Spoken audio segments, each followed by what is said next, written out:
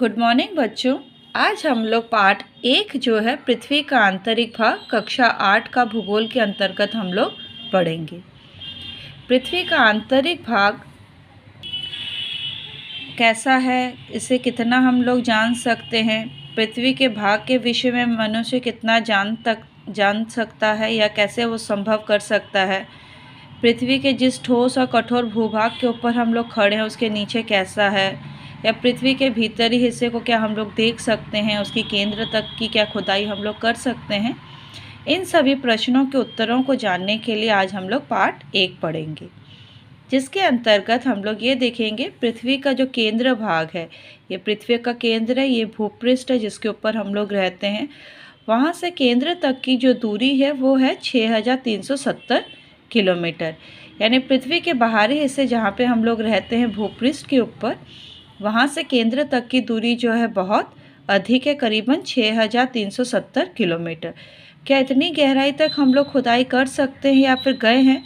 तो बिल्कुल असंभव है, हम लोग इतनी गहराई तक गए ही नहीं हैं, क्योंकि दक्षिण अफ्रीका का जो रॉबिन्सन द्वीप है, जो कि एक सोने की खदान है या खुदाई कर सकते हैं, जिसकी दूरी जो है 3 से 4 किलोमीटर तक की, ये उसी का चित्र दिया गया खदान के अंदर का, जिसके अंदर तक की हम लोग खुदाई कर सकते हैं। यानी 3 से 4 किलोमीटर सबसे गहरा गर्त है जहाँ तक कि हम लोग गए हैं।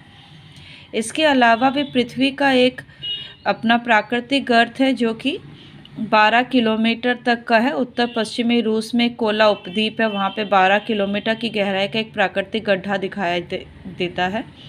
लेकिन ये प्राकृतिक गड्ढा जो है सिर्फ 12 किलोमीटर है, 6370 किलोमीटर की अपेक्षा बहुत ही कम, जिसके कारण हम लोग पृथ्वी के आंतरिक भाग या गहराई तक हम लोग देख ही नहीं सके हैं या नहीं जा सकते हैं। इसका कई कारण, एक है कि प्रति 33 किलोमीटर की गहराई पर जब हम लोग जाते हैं तो 1 डिग्री सेंटीग्रेड तापमान बढ़ जाता है। तो अगर हम लोग 3 से 4 किलोमीटर तक जाते हैं तो धीरे धीरे तापमान में बहुत अधिक वृद्धि होती है। ये 15 डिग्री सेंटीग्रेड तापमान जो है हमारे भूपृष्ठ के ऊपर पाया जाता है, यानी जो पृथ्वी का ऊपरी परत जहाँ पे कि हम लोग रहते हैं, यहाँ पे जो है उसकी औसत तापमान 15 डिग्री सेंटीग्रेड है। तो पर किलोमीटर के हिसाब से अगर हम लोग 3 से 4 किलोमीटर गहराई तक ही जाते हैं तो उसी में इतना अधिक ताप बढ़ जाता है कि मनुष्य के लिए रहना संभव नहीं है। तो क्या ये संभव नहीं है कि हम लोग जानें कि पृथ्वी का आंतरिक भाग कैसा है?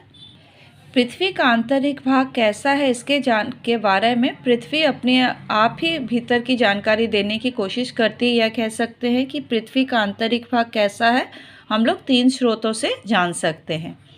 पहला है आग्नेयगिरी के मुख से अर्ध तरल उष्ण लावा का स्राव होता है, यानी कि ज्वालामुखी के उद्भेद से जो लावा निकलता है उसके द्वारा हम लोग जान सकते हैं। भूकंप के झटकों के द्वारा जब भूकंप आता है तो भूकंप पूरी कांप जाती है, उसके अंदर के विषय में हमें थोड़ी जानकारी मिलती है, या फिर गर्म स्रोत या झरनों के द्वारा।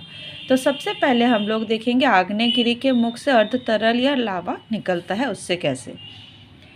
लावा या मैग्मा जो है 2 शब्द हैं जिनका प्रयोग हम लोग करते हैं जब भी ज्वालामुखी का विस्फोट होता है उस समय। मैग्मा यानी कि भूगर्भ में स्थित जो पदार्थ रहते हैं, यानी पृथ्वी के आंतरिक भाग में जो पदार्थ रहते हैं, वह अत्यधिक ताप और चाप के कारण, पृथ्वी बहुत गहरा है, 6370 किलोमीटर की गहराई में जो है बहुत अधिक तापमान रहता है, क्योंकि हम लोग देखें कि 33 मीटर की गहराई पर जाने पर 1 डिग्री सेंटीग्रेड तापमान बढ़ता है। इस अनुसार पृथ्वी का आंतरिक भाग बहुत गर्म है और साथ ही साथ ऊपर से उस पर बहुत ज़्यादा दबाव पड़ता है, जिसके कारण अंदर जो भी तरल पदार्थ रहते हैं, जो ठोस होते हैं, वो तरल में परिवर्तित हो जाते हैं। कोई भी वस्तु जब गर्म होती है तो वो पिघलती है। अगर इसका उदाहरण आप देख सकते हैं कि घर में अगर गैस के ऊपर आप कटोरी में थोड़ा सा चीनी डालें तो चीनी तो कठोर होती है, सॉलिड होती है, उसको जब आप गर्म करोगे तो तरल में बदल जाती है। बिल्कुल वैसे ही हमारे पृथ्वी का आंतरिक भाग में जो भी पदार्थ पाए जाते हैं, वो चट्टानें हो या विभिन्न प्रकार के खनिज, वो सभी गर्म होकर तरल पदार्थ में परिवर्तित हो जाते हैं और जलीय पदार्थ जो है वाष्प में परिवर्तित होने जाती है। इस प्रकार तरल और गैसीय पदार्थ जो पृथ्वी के आंतरिक भाग में पाया जाता है उसको हम लोग मैग्मा कहते हैं। वही मैग्मा, ये जो मैग्मा पृथ्वी के आंतरिक भाग में है, ऊपर जब आ जाता है, यानी पृथ्वी के भूपृष्ठ के ऊपर जब उसका स्राव होने लगता है तो उसको हम लोग लावा कहते हैं। ये लावा बहुत ही गर्म होता है, तप्त होता है और तरल अवस्था में होता है। तो आग्नेयगिरी से जब ज्वालामुखी के उद्वेग से जब लावा निकलता है तो हम लोग जान जाते हैं कि पृथ्वी का आंतरिक भाग कैसा है, ठोस है, तरल है और साथ ही साथ बहुत ही गर्म और उष्ण है।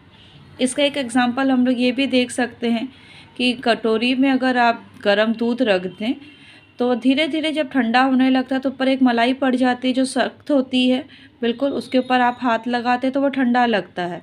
लेकिन जैसे ही कटोरी के अंदर वो मलाई को हटा के आप अंगुली अंदर डालते हैं तो वो दूध आपको गर्म लगता है। बिल्कुल हमारी पृथ्वी भी उसी प्रकार ऊपर से जो है पहले बहुत ही तप्त और गर्म थी, धीरे धीरे ठंडा होकर ऊपरी भाग ठोस हो गया है और आंतरिक भाग अभी भी गर्म और तरल है। सेकंड है आपका, हम लोग देखेंगे उष्ण जल के स्रोत के फूटने से। तो उष्ण जल का स्रोत कहाँ से आता है? भूताप से।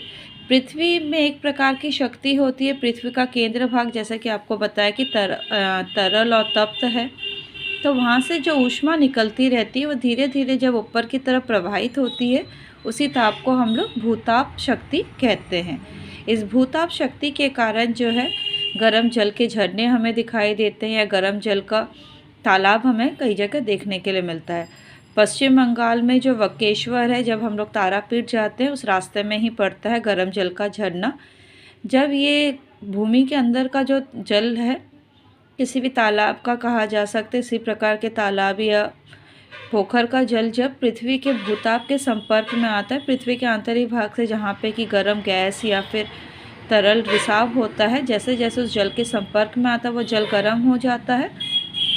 उस जल को हम लोग गर्म जल का झरना या फिर हॉट स्प्रिंग के नाम से जानते हैं। तो ये भी हॉट स्प्रिंग भी हमें बताता है कि पृथ्वी का आंतरिक भाग कैसा है, गर्म है, क्योंकि उसके संपर्क में आया हुआ जल भी हमें गर्म लगता है। तीसरा है भूकंप के झटकों के कारण या भूकंप के आने से भी हमें पृथ्वी के आंतरिक भाग के बारे में जानकारी मिलती है। जब भूकंप का झटका आता है तो पृथ्वी जो है हमारी पूरी तरह से कांप जाती है और कई जगह पे विशाल विशाल गड्ढे बन जाते हैं, जिनसे हमें थोड़ी जानकारी मिलती है। इसके अलावा भूकंप की जो तरंगें होती हैं उनके द्वारा भी हमें जानकारी मिलती है।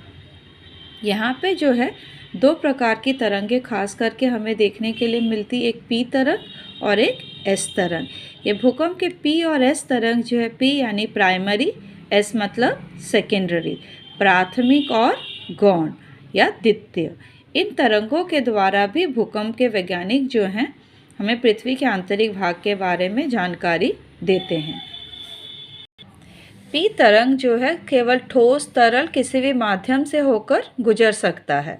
अगर हम देखें तो पी तरंग जो है भूगर्भ में ठोस हो या तरल हो, किसी भी माध्यम से वो प्रवाहित हो सकते हैं, लेकिन एस तरंग जो है केवल ठोस माध्यम से ही प्रवाहित हो सकती है। इसको अगर हम लोग चित्र में देखें तो ये पृथ्वी का केंद्र है, ये इसका मध्यवर्ती भाग है और ये इसका भूपृष्ठ है। यहाँ पर अगर आप देखो तो एस तरंग जो है सिर्फ किनारे में ही जा रहा है, बीच में नहीं जा पा रहा है। इसका मतलब क्या है? पृथ्वी का आंतरिक भाग जो है वो तरल है और बाहरी भाग ठोस है, क्योंकि एस तरंग सिर्फ ठोस माध्यम में जा सकती है, जबकि पी तरंग जो है किनारों से लेके मध्य भाग से भी होकर गुजर रही है। स्पीड उसकी थोड़ी कम हो जा रही है, लेकिन वो गुजर सकती है। इससे हमें ये समझ में आता है कि पृथ्वी का आंतरिक भाग जो है तरल है, लेकिन बाहरी भाग कैसा है? ठोस है। इस प्रकार अगर हम लोग देखें तो ज्वालामुखी के उद्वेग के द्वारा यानी कि लावा के द्वारा, भूकंप के तरंगों के द्वारा और उष्ण जल के झरनों के द्वारा भी हमें पृथ्वी के आंतरिक भाग की जानकारी मिलती। अब ये बात बार बार लग रहा हो कि पृथ्वी का आंतरिक भाग तरल क्यों है, तो इसका आंसर हमें मिलने के लिए हमें ये जानना पड़ेगा कि पृथ्वी का घनत्व कितना है या कैसा है। घनत्व किसे कहते हैं? हर पदार्थ का कुछ ना कुछ भार होता है, उसके परिमाप को पदार्थ का घनत्व कहा जाता है। इसे हम लोग प्रति घन सेंटीमीटर में मापते हैं। तो जो भी वस्तु उसका अपना एक भार होता है, उसी भार को हम लोग घनत्व कह सकते हैं। जो वस्तु जितनी ज़्यादा ठोस होगी, जिसके अणु जितने ज़्यादा पास पास होंगे, वो वस्तु उतनी ज़्यादा भारी होगी, यानी उसका घनत्व अधिक होगा। और जिस वस्तु के अणु बहुत दूर दूर होंगे, बिखरे हुए रहेंगे, उनका घनत्व कम होगा। यानी ठोस वस्तुओं का घनत्व अधिक होता है, तरल वस्तु का अपेक्षाकृत कम, और गैसीय वस्तु का तो बहुत ही कम या फिर हल्का होता है। पृथ्वी का औसत घनत्व जो है 2.6 से लेकर 3.3 ग्राम सेंटीमीटर है। वहीं उसके जो केंद्र के समीप का हिस्सा, यानी पृथ्वी के 3 हिस्से हम लोग देख सकते हैं, केंद्र भाग, एक मध्यवर्ती भाग और एक उसका भूपृष्ठ। ये 3 हिस्सों का घनत्व जो है हमें अलग अलग दिखाई देता है। तो पृथ्वी के केंद्र भाग में घनत्व सबसे अधिक है 13 से 14 ग्राम घन सेंटीमीटर, मध्यवर्ती भाग में जो है कम है 11 घन सेंटीमीटर, और सबसे किनारे हिस्से में सबसे कम 2.6 से 3.3 ग्राम घन सेंटीमीटर। ये औसत पृथ्वी का घनत्व कितना हुआ, यानी कि 5.5 ग्राम घन सेंटीमीटर। अब प्रश्न ये उठता है, क्या कारण है कि बीच का केंद्र भाग में तो जो है आपका घनत्व अधिक है जबकि बाहरी हिस्से में कम? तो इसका कारण यही हो सकता है कि जो चीज़ जितनी ज़्यादा भारी होगी उसका घनत्व उतना अधिक होगा। यानी कि पृथ्वी के केंद्र में सबसे भारी भारी पदार्थ होंगे, जैसे कि लोहे और निकल जैसी वस्तुएं, जिसके कारण उसका भार क्या है, अधिक है। और बाहर की तरफ के हिस्सों में जो है कम घनत्व वाली हल्की वस्तुएं, धातुएं मिलती हैं, जैसे एल्युमिनियम और सिलिकॉन, जिसके कारण उसका बाहरी घनत्व जो है कम है। अगर देखें तो पृथ्वी का जो आंतरिक भाग में यहाँ लोहा और निकल पाते हैं, जिसके कारण इसका घनत्व अधिक है, जबकि बाहरी हिस्से में एल्युमिनियम और सिलिकॉन जैसी हल्के पदार्थ पाए जाते हैं, इसलिए इनका घनत्व कम है। तो आज हम लोगों ने पार्ट 1 के पेज नंबर 1, 2 और 3 को पढ़ा है। इसी को आप लोग घर बैठे अच्छे से रीडिंग करेंगे और जो जो चीज़ें बताई हैं उनको ध्यान से पढ़कर आप लोग रिवाइज़ करोगे।